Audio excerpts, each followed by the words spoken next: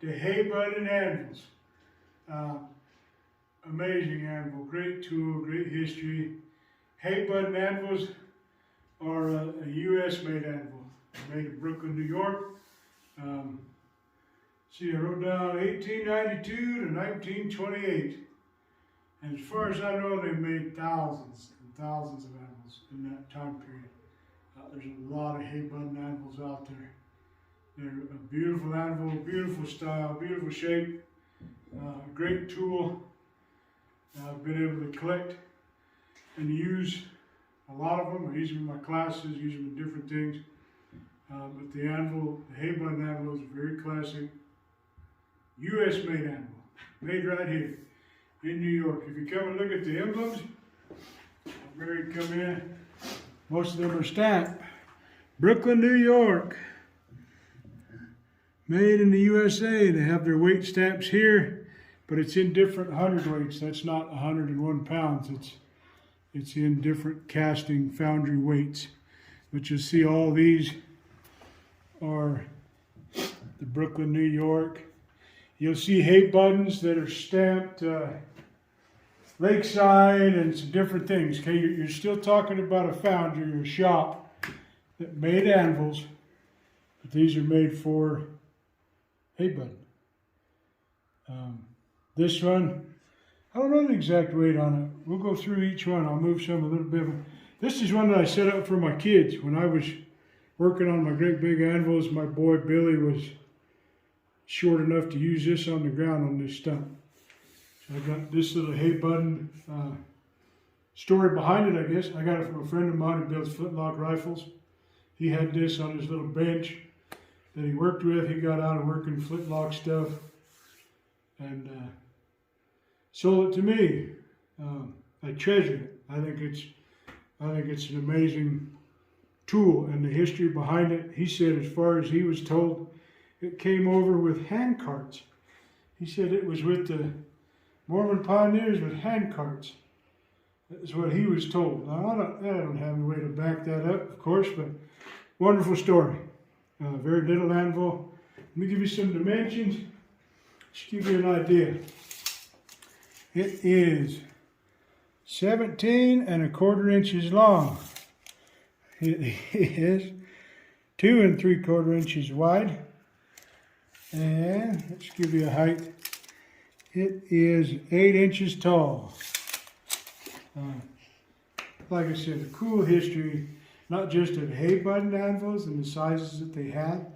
We looked up some stuff on Hay-Budden. There's lots of guys on the internet and things like that. It's a very well sought after anvil. And one that was around 125 pounds in 1909 sold for 15 bucks. I don't have any that I would sell for 15 bucks. But 1909, you're looking at $15.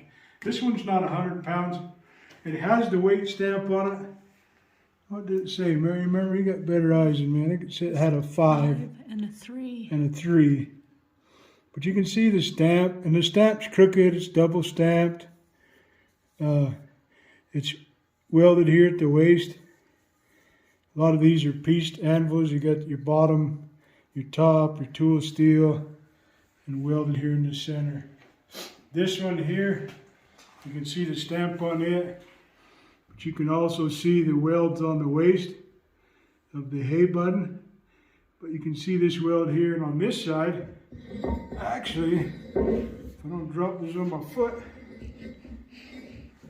Now I would imagine you're looking at oxyacetylene weld, but you can actually see this great big divot like a stamp in this one. Not sure. And there's other stamps. There's an 89 here. It could be an inspector number. But the Hay-Buddens, again, have a serial number. If you watch the Trenton video, you know that they had a number here on the foot. Hay-Budden also has a number. You can trace those back and find the dates on them. I believe this one was 1901, just to give you an idea of some of the history. But if you look over here, I have some, this is just some information of where I got it. But I thought it was 1901 or 1902. These both dated around there. But now I'll move these. We will show you what we call USS Hay-Budden, because it's like working on a battleship. So we'll show you the big one underneath. But these are Hay-Budden Anvils. If you got one, you got something. Now you guys, if you watch these videos and you just love the tools like I do, these are getting tricky to find. You got a lot of things that have pushed anvil prices way up. I was collecting this stuff when everyone just thought I was some weirdo.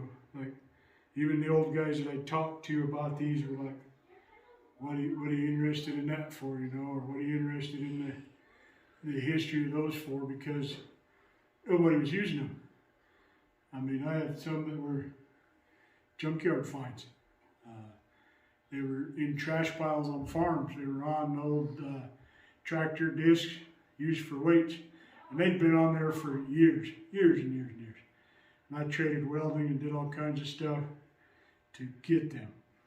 And like I said, I use them in my classes. We're making videos on them. So let me move a couple of these. I'll get right back to you and we'll show you USS Hay-Budden. Okay, so before we show you the big one, let's go over just a little bit like we did the Trenton. The shape of the Hay-Budden, boy, they are a sharp looking animal. I really think Peter Wright, Hay-Budden, and Trenton did an amazing job at a good looking tool. Once you understand the functions of them, you look at these and go, man, these are years of just perfecting the shape.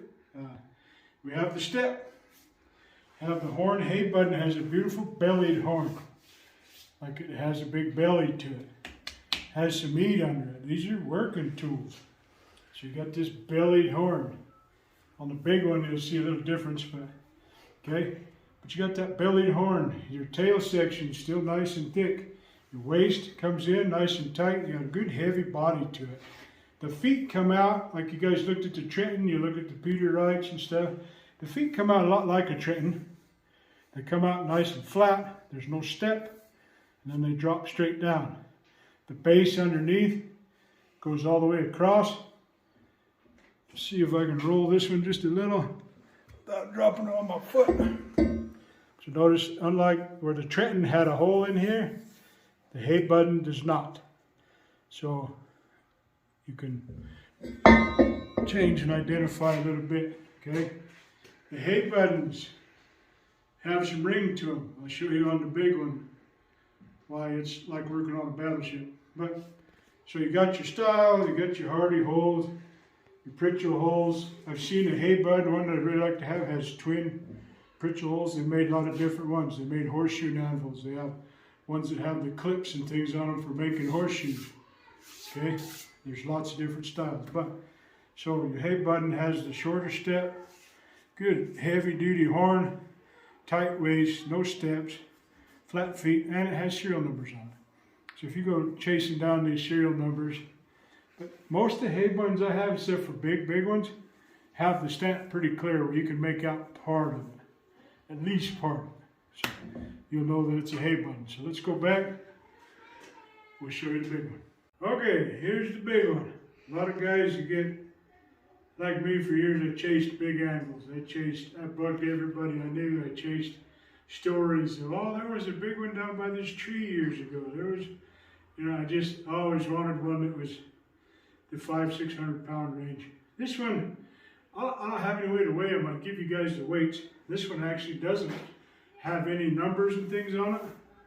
A lot of the big ones don't have any markings on it. It has a couple marks on the foot, like an inspector's mark.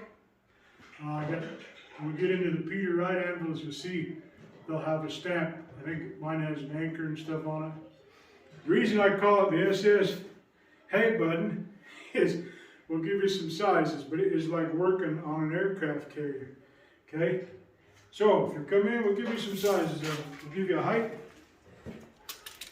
The height on this is 15? Just under. So you're 15, just under 15. The width of the face is 6 inches. Your hardy hole is about 1.5 inches. It's just a shy over 1.5 inches. Okay, your total length, just your work surface is 23.5. All the way to the end of the horn is 38 inches. It's got to be around pretty dang close, 500 pounds, just under, just over. It's got to be somewhere around there. Now I get asked quite a bit. I have these big ones, and I have strapped this thing down. I've had different stands for it. I have put a rubber pad under it. Shoot, what else did we do? About anything we could think of. The guys tell me, oh, I put silicone under them. Oh, wrap a chain around it. I wrapped a chain around it. It helped a little bit, but this thing rings.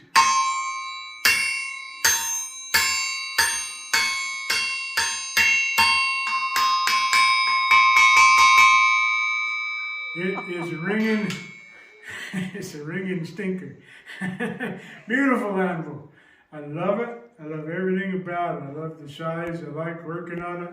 Sometimes if I was doing stuff and there's people around, you're not going to move it at over 500 pounds. Trust me, we moved it just for this video, and I'm regretting it just wasn't in a good spot to give you an idea of the size of them or the style.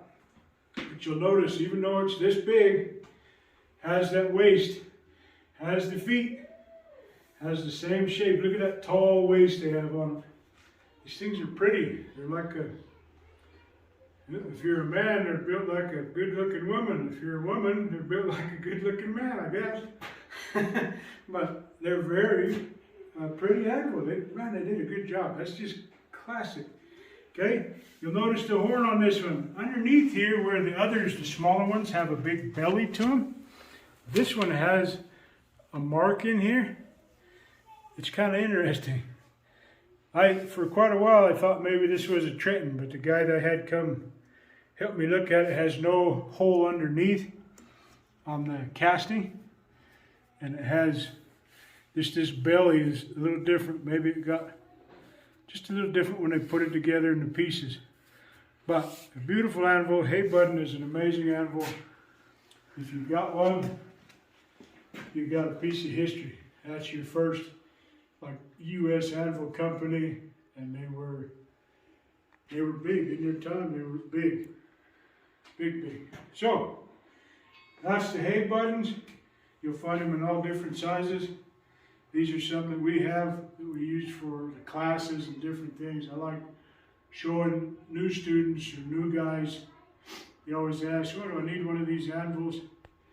If you've worked on some of the big anvils, you'll like one. This one, a little overkill for most shops, but you get around the 150 pound, something like that. It is perfect for any type of shop. You'll be lucky if you can find one like these or these others. Then when you work on them, you'll go a little bit into that day. You're gonna like these. You're gonna like some of the others, because the old USS here, it's a ring. Boy, it's loud. If you get, the size of your anvil determines the size of the hammer you can use. So we built some stuff on this, and we were using 5-6 pound sledgehammers. Don't sound like a lot until you're swinging one part of the day. It's a lot. That thing, even wrapped with chains and everything on a stump that was in the ground, would ring, and you could feel it. It's like ringing one of those big Liberty bells. But I liked it. I thought it was neat. I'll never forget it. So, hope you enjoyed that. These are our Hay-Budden anvils. Hopefully you can find you one. You got a tool that has a neat history, wonderful style, and you got something great. Like I said in the other Trentons, these have outlived several Smiths. Outlived me. You have to wonder what was built on them. What did they, this big of an anvil in this good a shape? It's not beat to death. It's still flat. Has some chips on it. We have to wonder how many things were built on here. Obviously some center punches, Some dang kid stamping on his dad's anvil right here. Probably got his butt whooped. But all in all, flat. Plenty of work surface. Well, I hope you enjoyed it. Hope you like this kind of stuff. We'll do some videos with the tools that we do have. We're fortunate we have them. We collected them. My wife let me be crazy enough to gather these things up and move them around. We've moved once with them. My nephew teased me that I'm the only guy he's ever met. When I decorate my yard or my shop, he called it decorate. He said you got to use a backhoe. So, but we love them. We'll keep showing you some more tools. But these are the Hay-Buddens. And till the next one, let's go.